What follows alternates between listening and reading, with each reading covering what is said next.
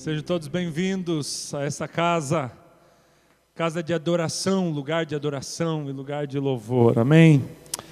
Eu vou repetir não porque eu quero fazer como no primeiro culto, mas no primeiro culto eu comecei a mensagem da mesma forma, quero começar nesse segundo culto dizendo que é raro eu não ter vontade de pregar, porque eu gosto muito de pregar. Eu gosto de falar também, né? Não só pregar, eu gosto muito de falar. Mas nessa noite, assim, gente, eu não sei o que o Espírito Santo, tinha preparado para a gente, mas eu não tenho um pingo de vontade de começar a mensagem, sendo que estava tão bom de a gente ficar adorando a Deus e exaltando a Deus. E nos avivamentos da história, ao longo da história da igreja, tinham cultos que eles não cantavam, só oravam. Tinha cultos que eles não oravam e nem cantavam, só tinha pregações, até por 4, 5 horas. E tinham cultos que eles só adoravam a Deus e só cantavam.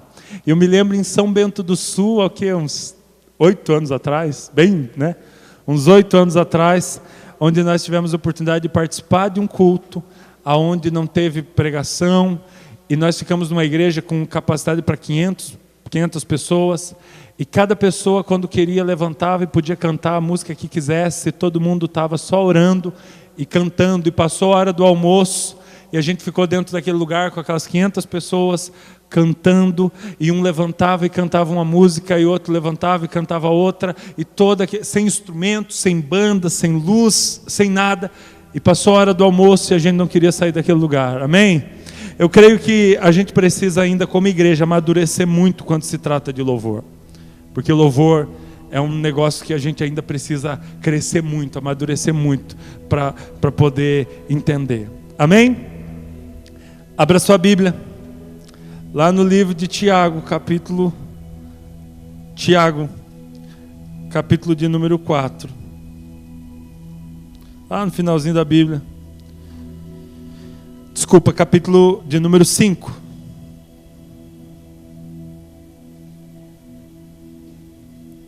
Versículo 17. Tiago capítulo 5, versículo 17.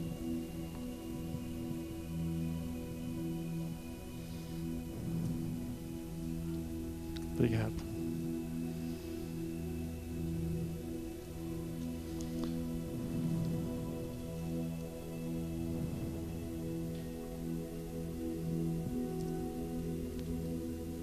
Amém? Que todo mundo se sinta bem-vindo nessa casa, para receber uma porção, da palavra de Deus e para sermos inspirados pela palavra de Deus. Diz assim o texto bíblico: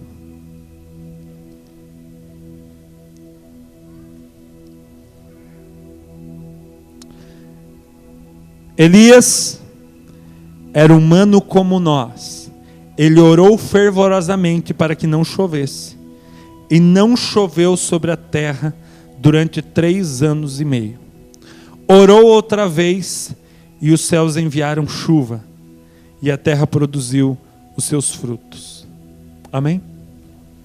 Espírito Santo, é desejo do nosso coração de que nessa noite a Tua palavra fale conosco de uma forma que nós possamos não só ouvi-la, não só aprendemos, mas também, Deus, nós possamos, ó Deus, experimentarmos.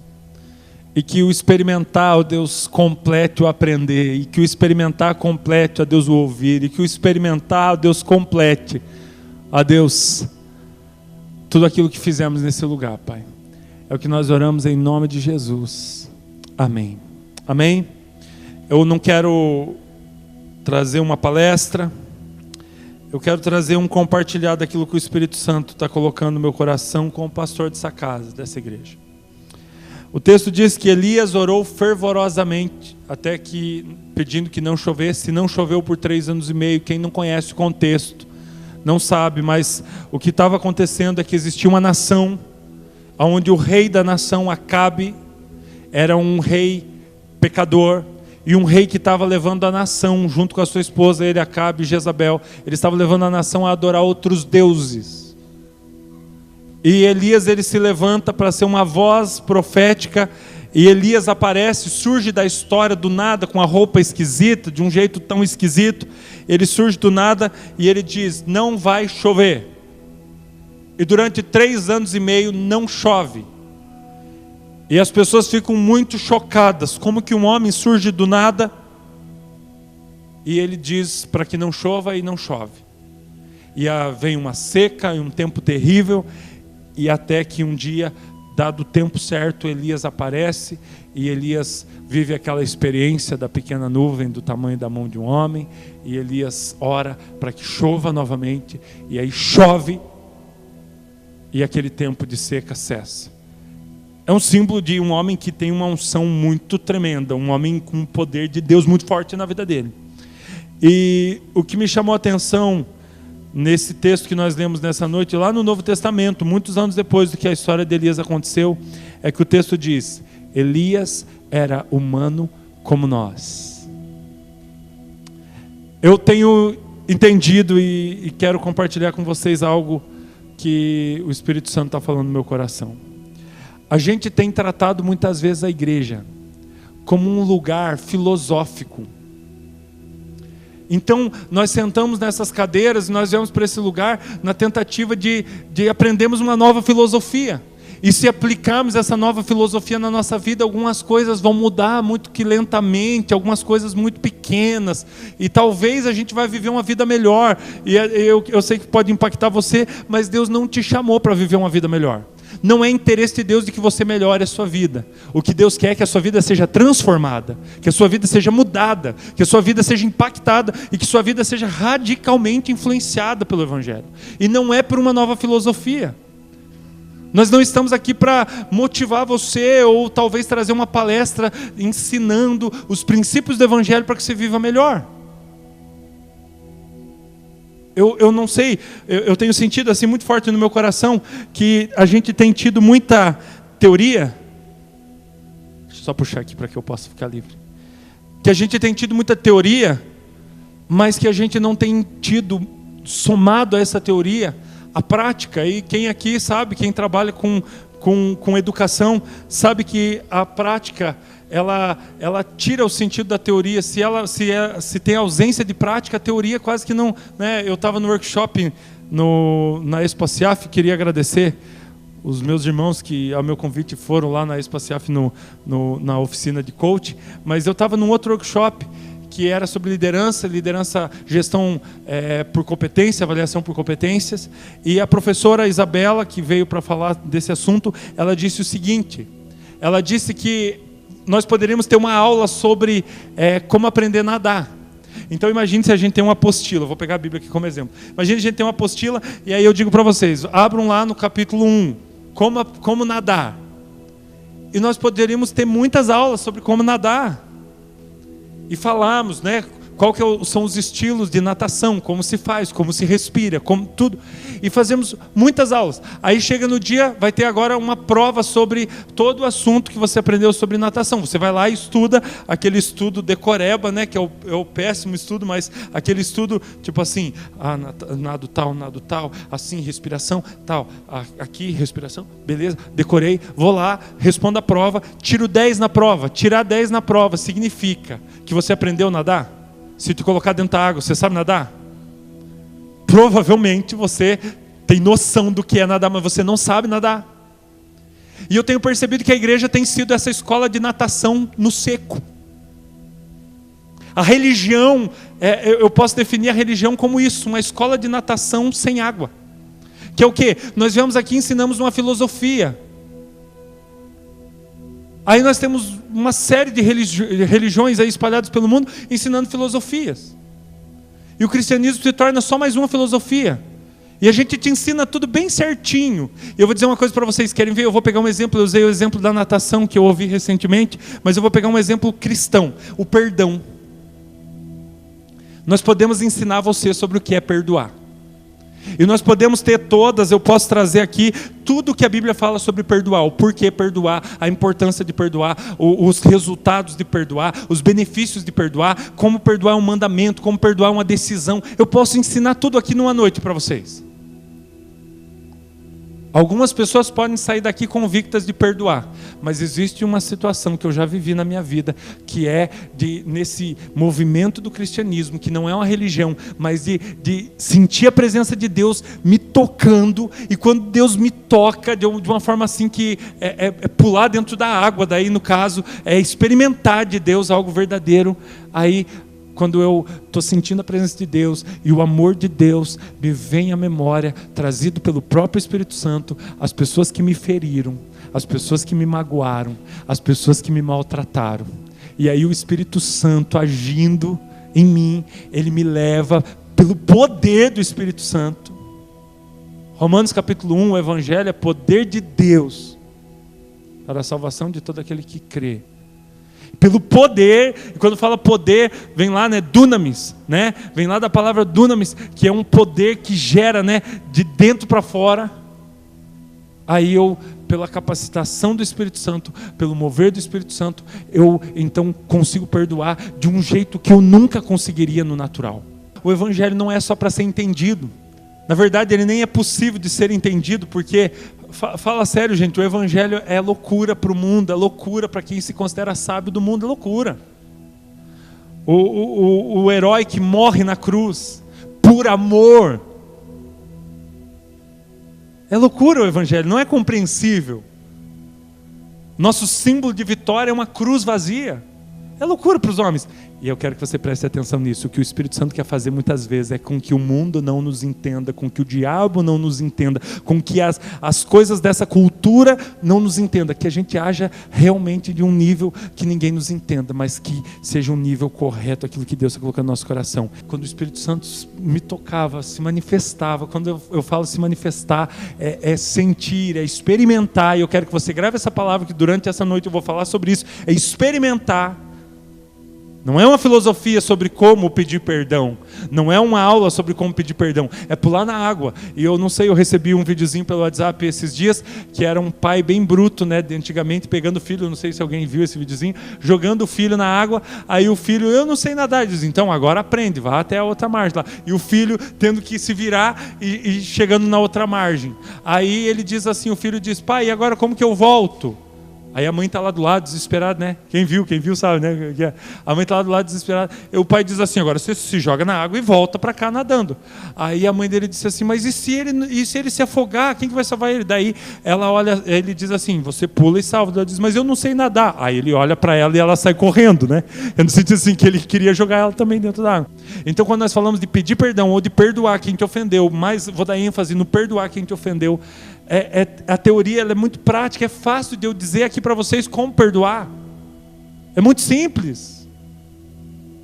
Perdão é uma decisão, você não vai se sentir, Você conhece? Quem aqui já há um tempo está caminhando na palavra sabe a teoria exata. Na hora de perdoar, é fácil. Na hora de perdoar é cair no meio do oceano sem saber nadar.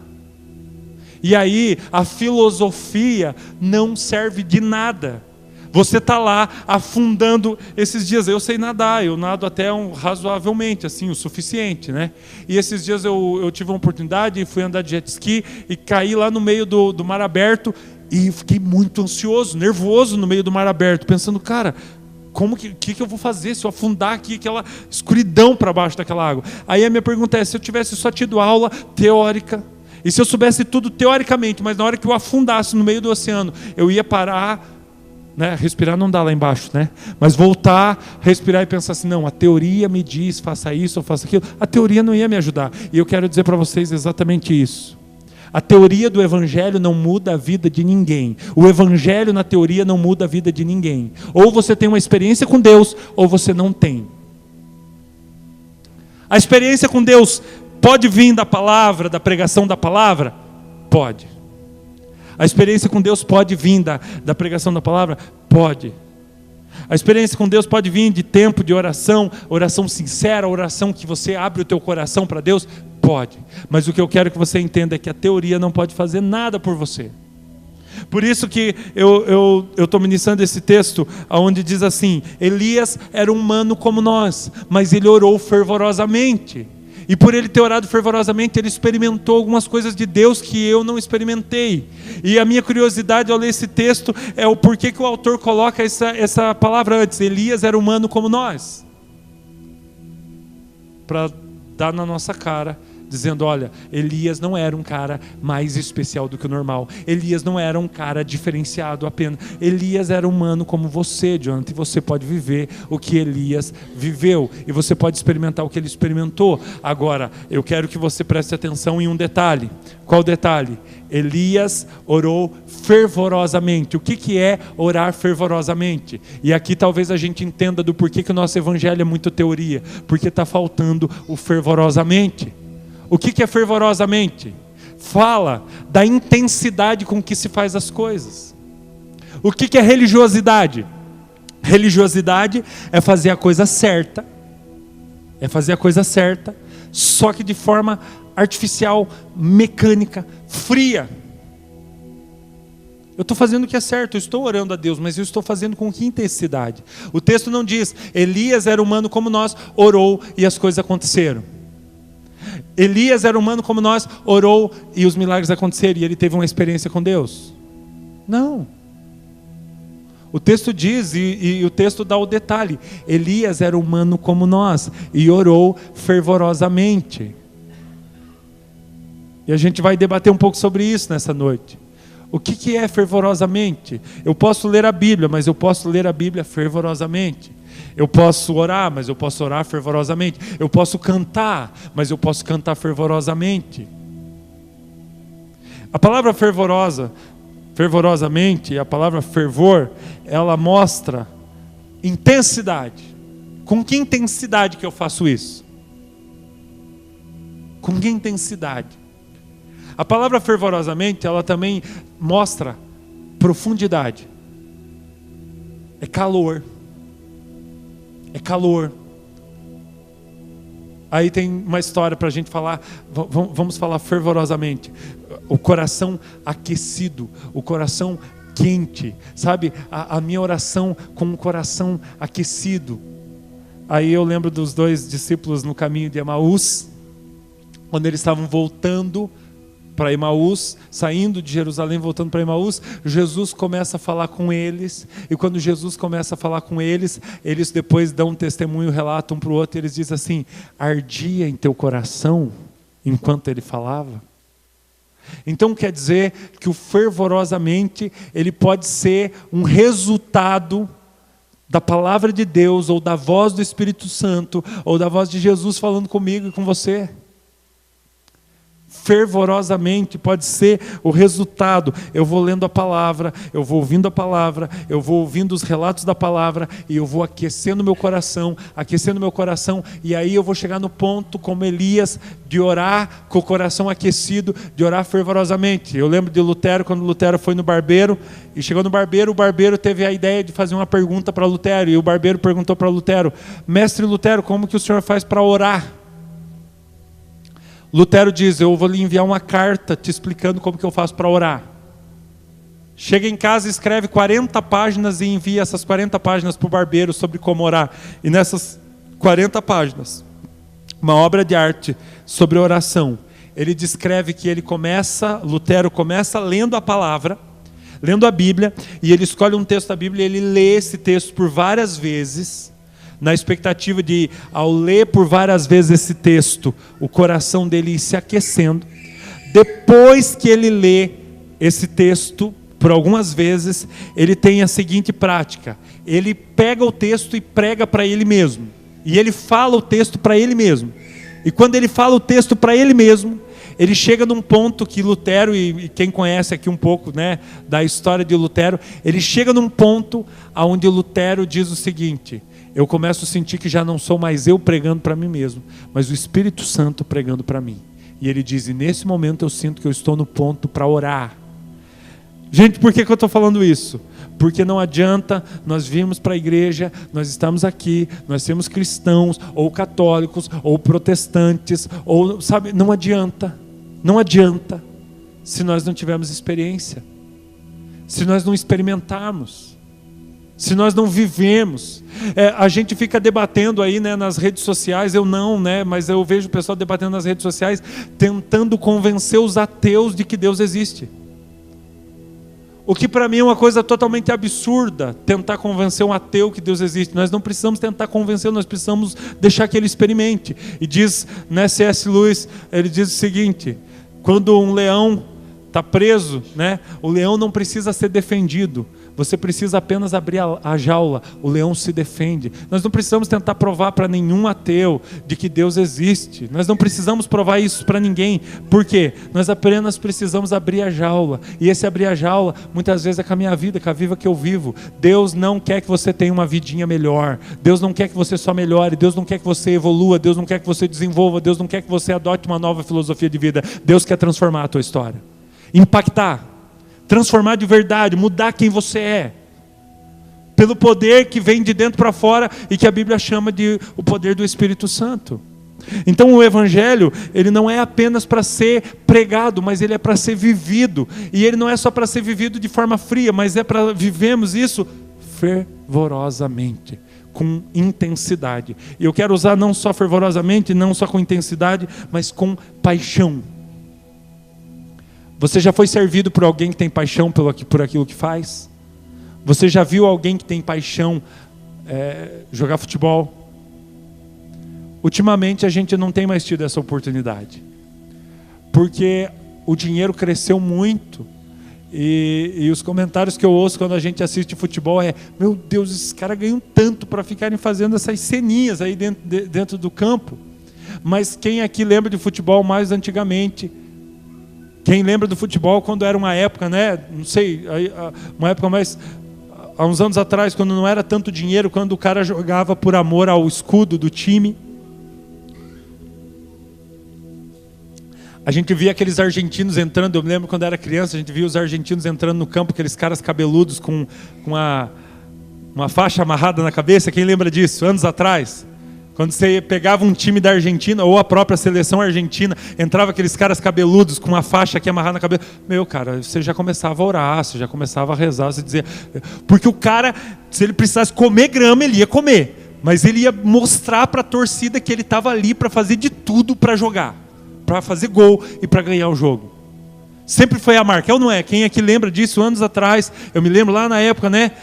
Da 1994, nossa Copa, né? Dourada, que a gente lembra com carinho. Quando você via um argentino entrando no campo com o cabelo comprido, você dizia: cara, a gente está ferrado, a gente vai ter que jogar muito futebol para conseguir vencer esses caras. Porque eles entravam com garra. Agora me diz uma coisa: é bom ou não é bom ver um cara com garra jogar futebol? É bom ou não é? Gente, quando a gente fala sobre fazer alguma coisa com paixão, e a gente compara com a religião ela foi, com o passar do tempo, engessando, esfriando, morrendo. Só que continuamos fazendo as mesmas práticas. Nós oramos, rezamos como antigamente. Nós lemos a mesma Bíblia. Aliás, nós temos muito mais recursos do que antigamente. Porque lá no tempo dos apóstolos eles não tinham a Bíblia como a gente, mas eles pregavam a mesma palavra. É a mesma palavra. Por que é diferente?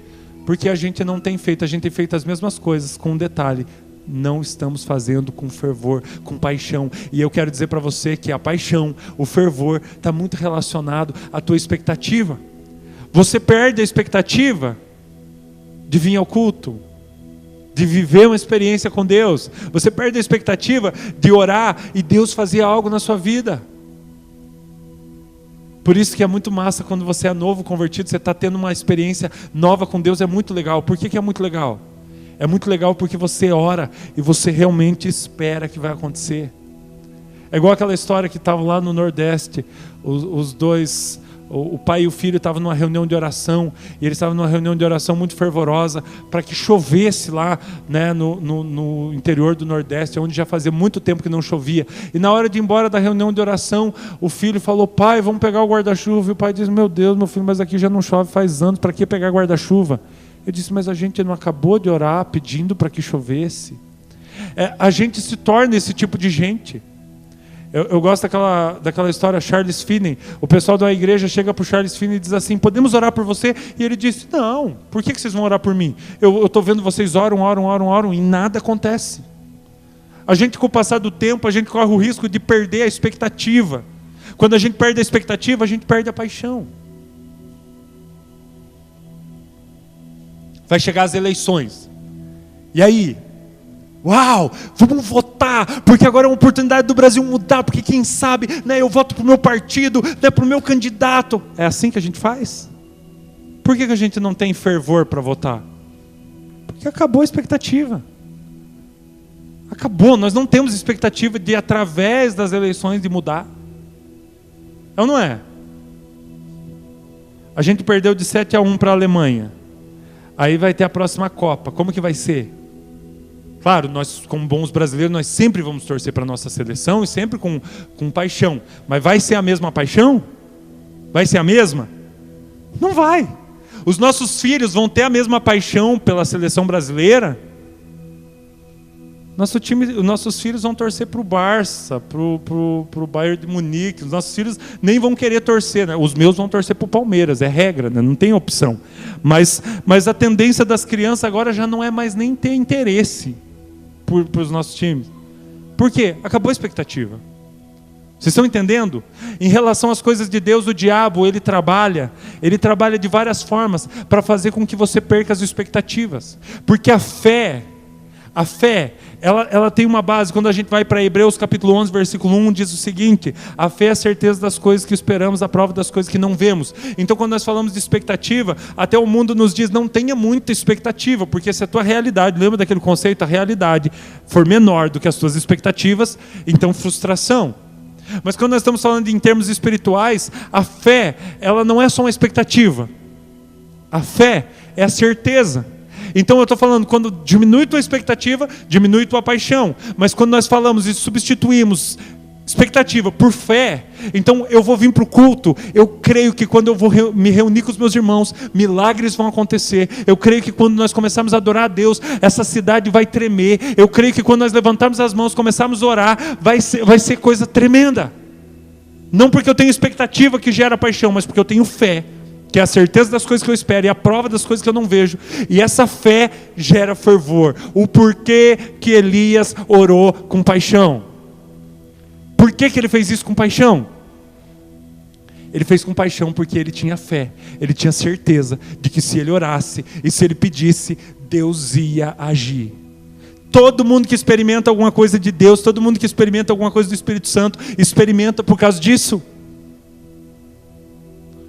Porque ele tem tanta certeza. Deve ser diz assim, então significa se eu orar muito, quer dizer que Deus vai fazer alguma coisa na minha vida? Não é assim que funciona. Significa que se você orar muito por determinado assunto, é a prova, é o sinal, é a forma de medir que você crê muito. E porque você crê muito, então você ora muito sem desistir. George Miller, um alemão que era muito injuriado. Eu gosto de ler as histórias dele para a Daiane gosta da risada do George Miller, mas o George Miller foi o homem que mais teve orações respondidas durante a sua vida. Diz a história de George Miller que praticamente todas as pessoas por quem ele orou para que se convertesse ao Evangelho, se converteram. Mas conta também a biografia do George Miller que por algumas pessoas ele passou 50 anos orando, sem desistir de pedir a Deus de que tocasse determinada pessoa. O porquê, o que fazia as pessoas se converter? O tanto de oração de George Miller? Não, o tanto de fé, porque a fé determinava o tanto que ele orava, e ele orava incansavelmente. E tem uma história inclusive que me chama muita atenção, é de um amigo de George Miller, que não era um cristão, que não cria em Deus, e que o George Miller ora a sua vida inteira pelo amigo dele, e quando o George Miller morre, o cara ainda não se converteu. E aí conta a história, o que eu acho muito bonito, é que no dia do velório do George Miller, ali do lado do caixão, esse cara no meio do culto fúnebre ali, ele cai de joelhos no chão e ele diz: Deus, eu não aguento mais fugir da tua presença, eu entrego a minha vida a Jesus. Foi as orações de George Miller que fez com que ele se convertesse? Não, George Miller creu que Deus podia tocar aquela vida. E eu quero confrontar você nessa noite. Qual é o nível de expectativa que você tem? Qual é o nível de fé? Porque o diabo, ele trabalha para que a gente perca toda a expectativa, para que a gente perca a fé. Porque a Bíblia diz que o justo vive pela fé. Então, meus irmãos, nós não vivemos pelo que nós vemos, nós não vivemos pelo que nós ouvimos, nós não vivemos pelo que nós sentimos, mas nós vivemos pela fé. Ou seja, vai além da expectativa. Eu creio. Aí as pessoas vão dizer, mas por que você crê? Eu creio porque a Bíblia diz, eu creio porque o Espírito Santo colocou no meu coração. Então, quando eu creio, eu consigo ter fervor, eu consigo ter paixão. Aí o Evangelho não é mais para mim repetição, o Evangelho não é mais para mim filosofia, o Evangelho não é mais para mim teoria, mas o Evangelho é experiência.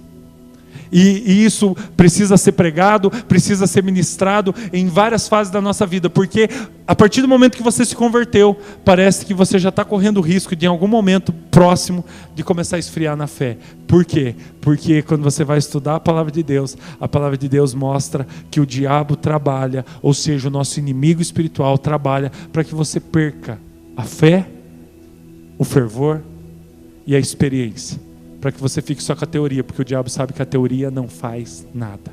A letra mata, mas o Espírito vivifica. Então nós começamos a trilhar um caminho e nós começamos a perder o nível de paixão. Nós começamos a perder o nível de fervor. E o texto diz claramente, Elias era homem como nós, era humano como nós, mas ele viveu o extraordinário. E por que ele viveu o extraordinário? Porque ele orou fervorosamente. E por que ele orou fervorosamente? Porque ele creu na palavra de Deus. Ele creu naquilo que a palavra estava falando. Ele creu. Eu tive algumas experiências recentemente. Uma delas, primeiro, voltando lá anos atrás, eu me lembro de quando a nossa cidade começou a passar por crise, porque a maçã diminuiu, o frio diminuiu, e a nossa cidade começou a passar por crise. Anos atrás, se alguém aqui estava na igreja naquela época, vai saber do que eu estou falando. Nós começamos como igreja, eu fui lá falar com o André Rummel, nós fizemos um seminário de finanças, e naquele seminário de finanças, no final daquele seminário de finanças, nós fizemos uma oração dizendo, Deus, essa cidade, ela não vai acabar, não vai parar por aqui, mas o Senhor vai fazer algo sobrenatural, e nós vamos sobreviver à crise, nós vamos sobreviver a essa fase difícil, porque nós cremos que se o Senhor nos colocou aqui, o Senhor nos deu, colocou no coração que nós viveríamos uma história extraordinária nessa cidade. Então nós oramos pedindo, e crendo que essa cidade não vai morrer ou parar. E amigos nossos, da nossa igreja, mais ou menos 50 pessoas foram embora em uma média de 2 anos. E as pessoas chegavam para mim todo mês dizendo, olha, eu estou indo embora. Eu digo, por quê? Não dá mais, Fraiburgo acabou. Não tem mais emprego, não tem mais solução, não tem mais saída. E eu dizia, em nome de Jesus, não, se Deus nos colocou aqui, Deus nos deu um sonho, Deus nos fez acreditar. Então Deus, eu dizia, inclusive, a Dani está aqui, alguém talvez mais lembre, eu dizia, inclusive, nem que seja só para que Deus cumpra a promessa que Ele fez para nós, essa cidade vai para frente. E a gente ficou muito tempo nisso. E aí você diz, mas pastor, as coisas ainda não mudaram totalmente, mas eu quero contar para vocês alguma coisa. Primeiro, nós sobrevivemos. Nós estamos aqui, amém? Isso já é uma grande vitória, a cidade não acabou. Vocês viram aí a feira, foi fenomenal, coisa assim fantástica o que acontece. E aí o que aconteceu esses dias? Eu estava numa festa da universidade e o reitor da universidade lá de Caçador, ele me chamou, ele disse assim, Jonathan, você trabalha lá em Fraiburgo? Eu falei, trabalho. Ele falou assim, a gente vai aumentar o prédio em Fraiburgo, a gente vai melhorar o prédio em Fraiburgo, a gente vai fazer algumas reformas, algumas mudanças e tal. Tem um projeto da universidade. E ele disse assim, porque nós temos pesquisas, o reitor da universidade ele disse, porque nós temos pesquisas, que a cidade que mais vai crescer nos próximos anos aqui da região é Fraiburgo. E eu não disse, mas eu queria dizer, eu já sabia, porque anos atrás, quando não parecia, e eu não vou dizer que não fiquei com medo, eu imaginava o pessoal passando em Fraiburgo, aquela cidade fantasma, aquela cidade, eu imaginava isso. Gente, mas eu lembro que a gente teve que se agarrar numa promessa e dizer, eu creio, não sei explicar como, mas eu creio pela fé que essa cidade não vai acabar, mas que Deus tem uma promessa e Deus tem alguma coisa para fazer na nossa cidade. É fato de que o pessoal está tendo que aprender a cultivar outras coisas, que o pessoal está tendo que aprender a lidar com gado, que o pessoal está tendo... É fato que algumas coisas mudaram, é fato.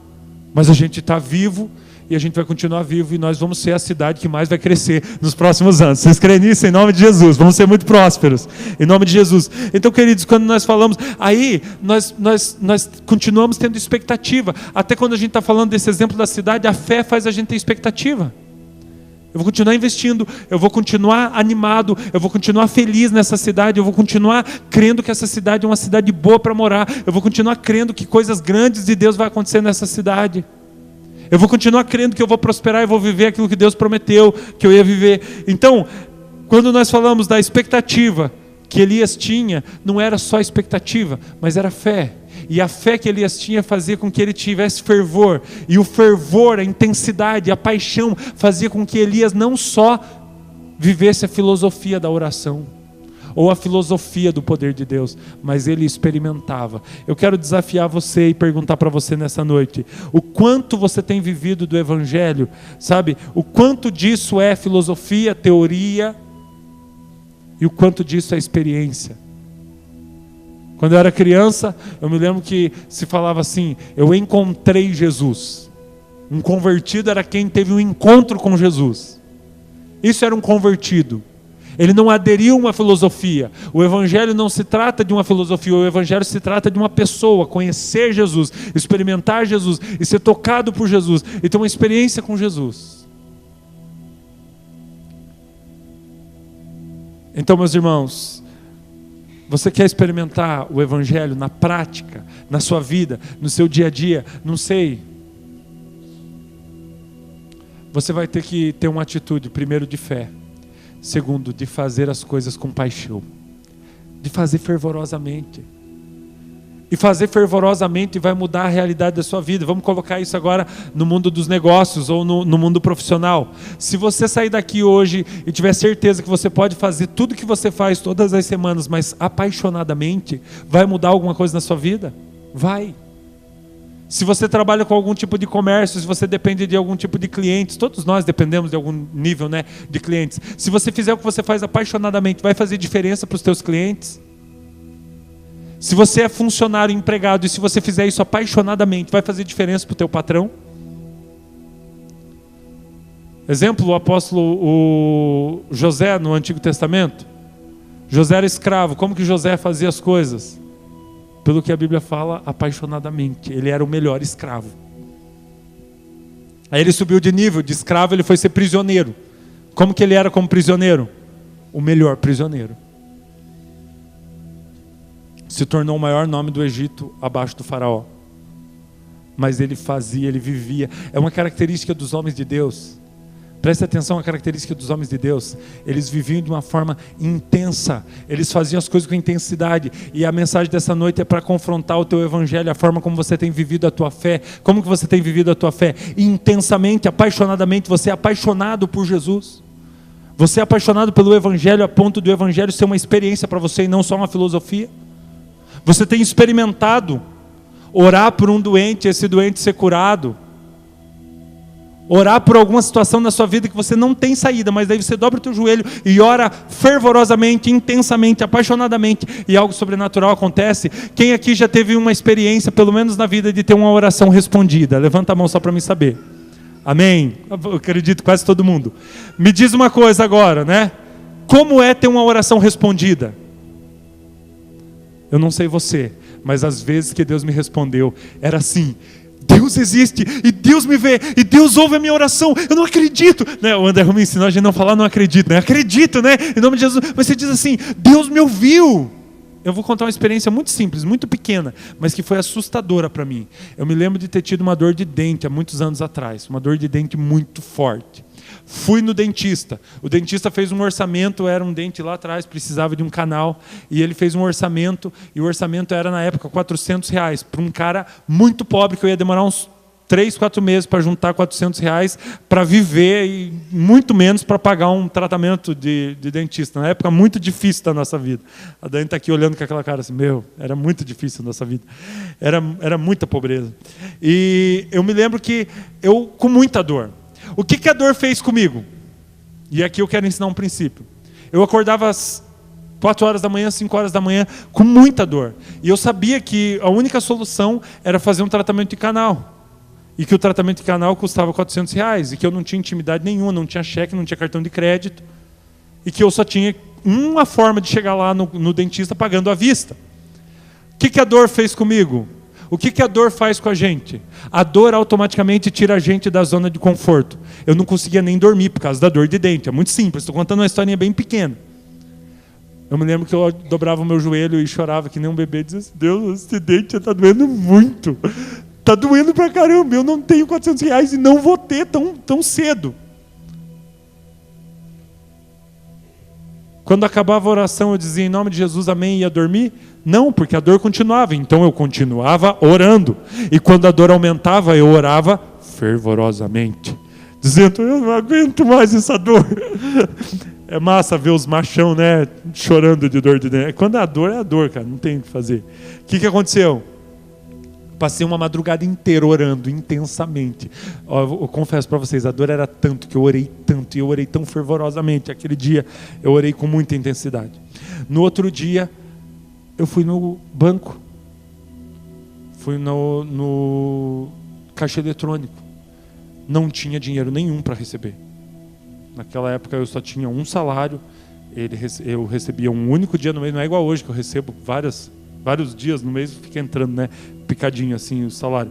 Mas naquela época eu recebia uma vez por mês. Eu não tinha, ninguém devia para mim. Eu não tinha nada para receber de ninguém. E eu me lembro de chegar no banco e a única opção que eu tinha, eu orei a noite inteira com muita dor. Eu orei fervorosamente. Eu vou olhar minha conta e vou ver meu saldo. E eu cheguei lá, coloquei o cartão, fiz a senha, né? Que é óbvio, não sei porque eu estou falando tudo isso. E para tornar dramática a história da dor do dente, não. E quando eu abri para ver o meu saldo, tinha R$400 exatos.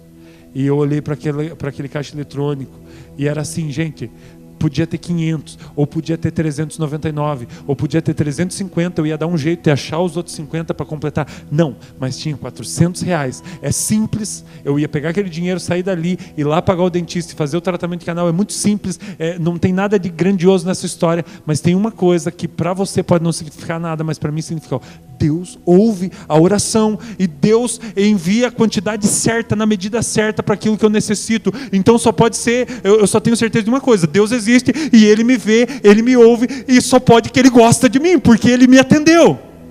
Então o Evangelho, quando eu falo de você viver uma experiência, e por isso que muitas vezes Deus nos coloca fora da zona de conforto. Gente, Deus nos coloca fora da zona de conforto, porque fora da zona de conforto leva a gente a orar. Leva a gente a orar. E quando a coisa aperta, o que a gente faz? A gente ora fervorosamente. E quando a gente ora fervorosamente, o que acontece? Mesmo a gente sendo humano, como Elias era humano, a gente experimenta o Evangelho, não só na teoria, não só na filosofia, mas a gente experimenta de verdade. O que o Espírito Santo quer falar com você nessa noite? Sobre qual área da sua vida você precisa orar fervorosamente? Sobre qual área da sua vida você precisa interceder fervorosamente? Sobre qual área da sua vida você precisa ter intensidade e ter paixão? Eu quero dizer para você que todas as áreas da nossa vida necessitam disso. Eu preciso tratar minha esposa apaixonadamente, eu preciso cuidar dos meus filhos apaixonadamente, eu preciso trabalhar apaixonadamente, tudo que eu faço na minha vida eu preciso fazer apaixonadamente. Mas a minha pergunta para você nessa noite é: qual área específica? Daí você diz: como que eu faço para saber, pastor? É aquela área que você está sendo tirado da zona de conforto. É aquela área que você já não sabe mais o que fazer. É aquela área... Perceba o perfil das pessoas que Jesus fez um milagre por elas. Uma mulher que tinha um fluxo de sangue há 12 anos, e a Bíblia diz que ela já tinha gastado todo o seu dinheiro, e que ela já tinha ido em todos os médicos, em todos os lugares que ela tinha oportunidade, e nada tinha acontecido. Essa mulher toca em Jesus e ela é curada. Qual é a área da sua vida? Qual é a área da sua vida? O Espírito Santo está nesse lugar querendo levar você a sair da teoria para viver a prática. Não esperar do Evangelho uma filosofia de vida, mas esperar do Evangelho uma experiência de vida. Olhar para o Evangelho não como uma religião, mas como uma pessoa. Jesus Cristo, a pessoa de Jesus. E você viver uma experiência.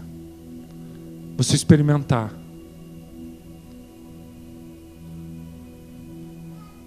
E você que há muito tempo já é religioso e que está na igreja há muito tempo e que já conhece tudo, e eu vou dizer para vocês, essa é a nossa zona de perigo. A nossa zona de conforto é a nossa maior zona de perigo, porque é aí que a gente começa. Eu quero que você preste atenção no que diz lá em Apocalipse capítulo 2, a partir do versículo 4, né? No começo, ele começa dizendo assim, uma carta para uma igreja, né, escrita pelo próprio Jesus, dizendo o seguinte, olha só, através, né, de João, dizendo o seguinte: conheço as suas obras, e aí vai falar sua dedicação, o seu trabalho, o seu zelo, mas tenho contra você uma coisa: você perdeu o teu primeiro amor. Você perdeu o amor, perdeu a paixão, perdeu a intensidade. E se nós formos comparar com Elias, perdeu o fervor. E se você perdeu o fervor, eu quero dizer para você que quando a gente perde a intensidade, a paixão, o fervor, a gente para de viver as experiências. Você diz: Jonathan, eu não creio em Jesus e a igreja não se move só pelas experiências que tem. Eu concordo, nós vivemos pela palavra, nós vivemos pela revelação da palavra, mas a experiência é o que faz de tudo isso ser verdade na nossa vida. É quando nós experimentamos que Jesus nos ama. Vocês levantaram a mão, a maioria, na hora que eu perguntei se você já teve uma oração respondida. É isso que precisa acontecer mais frequentemente na nossa vida, para as coisas mais simples da nossa vida, para as coisas médias e para as coisas mais complexas. Nós precisamos experimentar esse amor de Deus na minha vida. Nós precisamos conhecer, nós precisamos, saber com toda certeza que esse amor de Deus por nós, ele é real, ele é verdadeiro, ele é profundo, ele é sincero. E aí nós vamos viver uma vida apaixonadamente, fervorosamente, e uma vida com intensidade, um evangelho com intensidade.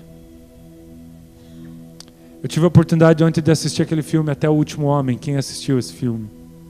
Está na Netflix, quem não assistiu quero indicar. Esse filme fala a história de Desmond Doss, do exército americano, um adventista do sétimo dia, que resolve ir para o exército, resolve ir para a guerra, Segunda Guerra Mundial. Ele resolve ir, mas com o compromisso de não pegar em armas, porque ele tinha um compromisso de nunca matar ninguém. Então ele nem toca no fuzil americano, nem toca na arma. E aí tem toda uma história, é uma história verdadeira, e ele vai enfrentar o exército americano, porque o exército não quer permitir que ele seja um soldado sem pegar em arma. Ele enfrenta e acontece muitas coisas que você pode assistir lá no filme depois para ver o que acontece. Acontece muitas coisas e ele vence o direito de ir para a guerra só como médico. Ele não era um médico formado, mas ir para a guerra como médico e não tocar em armas. E eles vão para uma batalha numa colina, num penhasco assim, contra os japoneses, na batalha de Okinawa. E quando ele chega naquela batalha, 100 homens americanos são derrubados lá em cima, o exército desce e o Desmond fica lá em cima. E ele fica lá em cima com o propósito de salvar alguém que ainda tenha sobrevivido. E aí é tremendo, esse filme é muito tremendo, porque esse homem, ele brigou uma briga gigantesca por causa do amor que ele tinha pela palavra de Deus, e pelo amor que ele tinha por Deus, e pelo compromisso que ele tinha de não tocar em armas. E ele começa a salvar as vidas. Ele está sozinho lá em cima, só 100 americanos, a maioria, alguns mortos e outros feridos.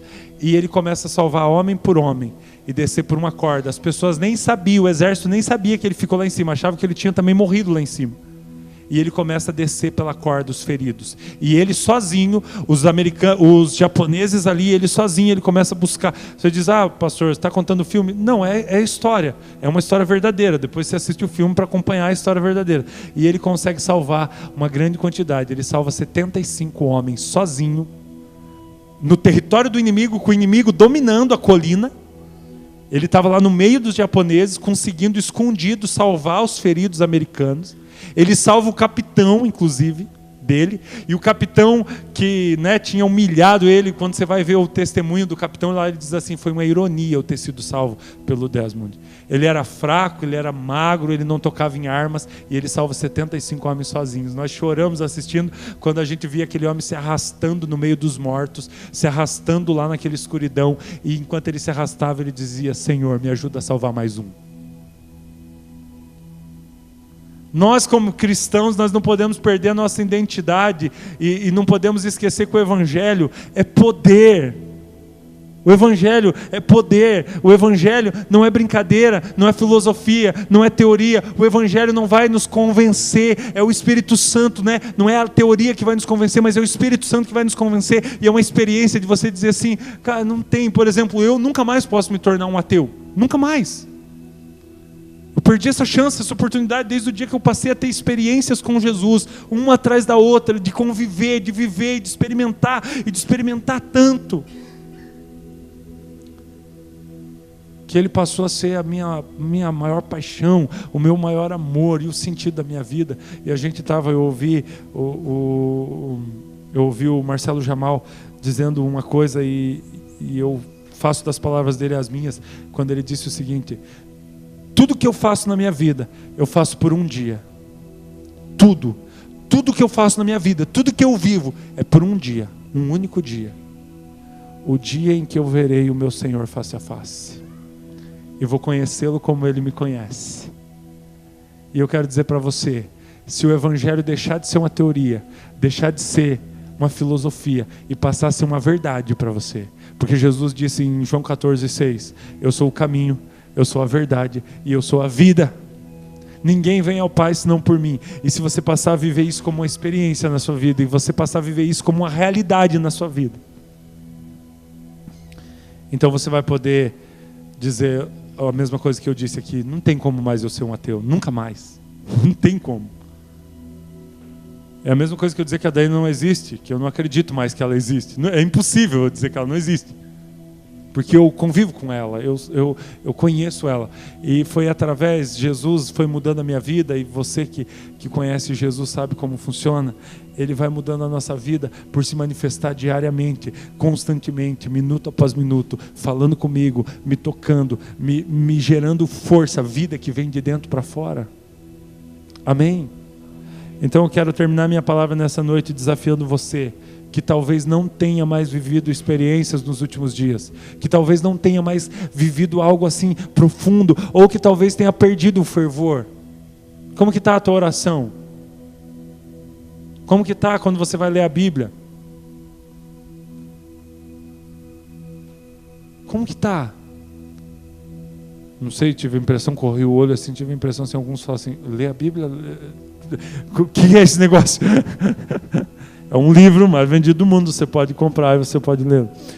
Queridos, você tem lido com paixão, você tem orado com paixão, você tem adorado a Deus com paixão, você tem cantado com paixão. Elias era um homem como nós, como eu, como você, mas ele orou fervorosamente e ele teve uma experiência com Deus. Quero convidar você a ficar em pé.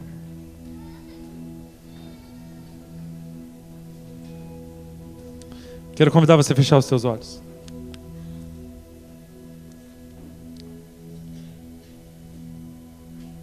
Com seus olhos fechados, eu quero que nessa noite você verifique no seu coração como você tem caminhado, como que você tem andado, como que você tem vivido. E que você identifique no seu coração como que você tem vivido o Evangelho. Se tem sido só filosofia, se tem sido, ou talvez você diga assim, pastor, há uns anos atrás eu vivi apaixonadamente. Mas com o passar do tempo eu fui perdendo a paixão, eu fui perdendo o fervor, eu fui perdendo o amor, eu fui perdendo a expectativa, eu fui perdendo a fé, eu fui perdendo a esperança.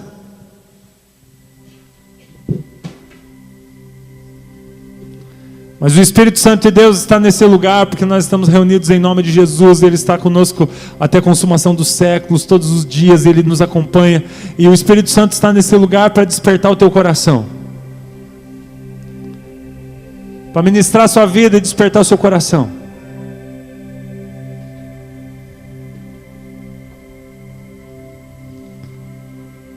A querer o evangelho real que transforma, que muda, que impacta.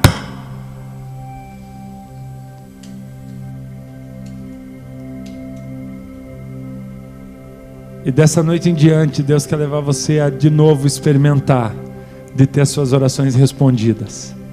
De novo a experimentar de se sentir visto por Deus. De novo de experimentar se sentir amado por Deus. De novo experimentar de ser tocado por Deus.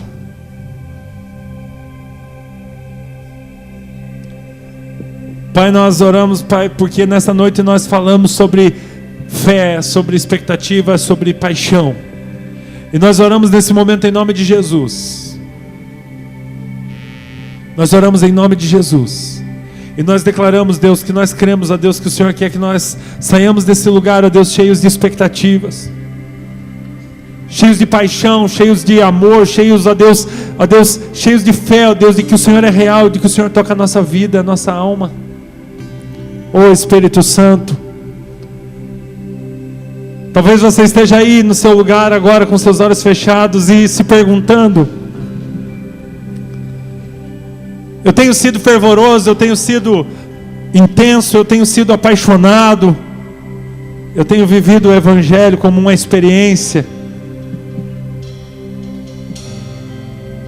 como algo real na minha vida, onde a palavra não é só algo frio, vazio, superficial, mas profundo, impactante, transformador.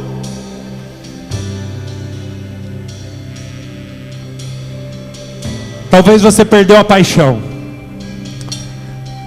Eu não sei em que área o Espírito Santo está ministrando na sua vida. Talvez na leitura da palavra, talvez na oração, talvez na fé, talvez no culto, talvez na célula, talvez para trabalhar. Talvez você perdeu a paixão pela tua profissão, pela tua carreira, por aquilo que Deus te chamou para fazer. Talvez você perdeu a paixão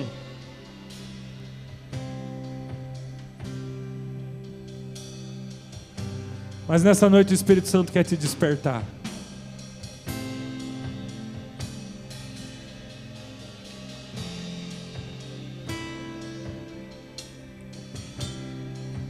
Se você sente que você foi perdendo a paixão, que você foi perdendo a expectativa,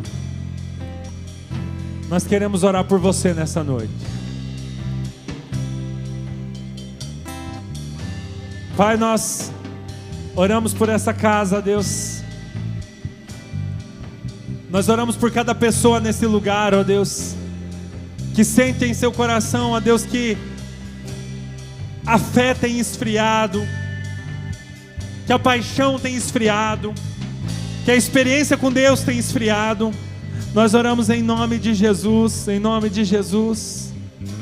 pedindo que o Espírito Santo trabalhe e convença, desperte, e que o Senhor comece, ó Deus, a se mover, transformando o Evangelho em poder de Deus na vida de cada um, para que nós possamos experimentar daquilo que Deus tem para nós, e não só falarmos ou ouvirmos, ou só pensarmos, mas experimentarmos em nome de Jesus. Em nome de Jesus. Aleluia. Aleluia. Eu quero perguntar para você. Você pode ficar com seus olhos fechados, mas eu quero perguntar para você que talvez está nesse culto e que talvez já tenha até tido alguma oração respondida, ou já tenha tido alguma experiência com Deus, mas que nunca fez uma entrega total da sua vida a Deus. Talvez nunca, disse para Deus que pertencia a Ele de coração. Eu quero desafiar você que talvez nunca teve uma experiência profunda com Jesus, talvez nunca experimentou profundamente Jesus. Se você está nesse lugar e quer, nessa noite, ter uma experiência com Deus, e quer entregar a sua vida, dizer: eu creio em Jesus como meu único, como meu Salvador, como meu Senhor, e eu quero viver para Ele, eu quero viver para Jesus, eu quero pedir que você venha aqui na frente. Esse é um desafio muito profundo, porque quando você sair do seu lugar e vir aqui na frente, nós vamos só orar por você, mas você vai sair daqui com uma aliança com Deus, e essa aliança vai fazer com que a sua vida seja tremendamente impactada, porque o Evangelho é poder de Deus, amém? Pai, nós oramos para que o Senhor prepare esse tempo, e que, ó Deus, cada pessoa que for vir aqui na frente, nós possamos, ó Deus, acompanhá-lo, Deus, a ter uma experiência, Deus, de fazer uma aliança com Jesus. Se você está aqui nesse lugar e quer vir aqui na frente nesse momento, enquanto nós cantamos, saia do seu lugar. Os diáconos vão me ajudar, nós vamos orar por você, e você vai poder fazer uma aliança com Jesus, para viver uma nova história, uma vida transformada, impactada, uma vida de experiência com Deus. Saia do seu lugar e vem aqui, nós queremos orar por você. Eu humilho aos teus pés, para te dizer quem é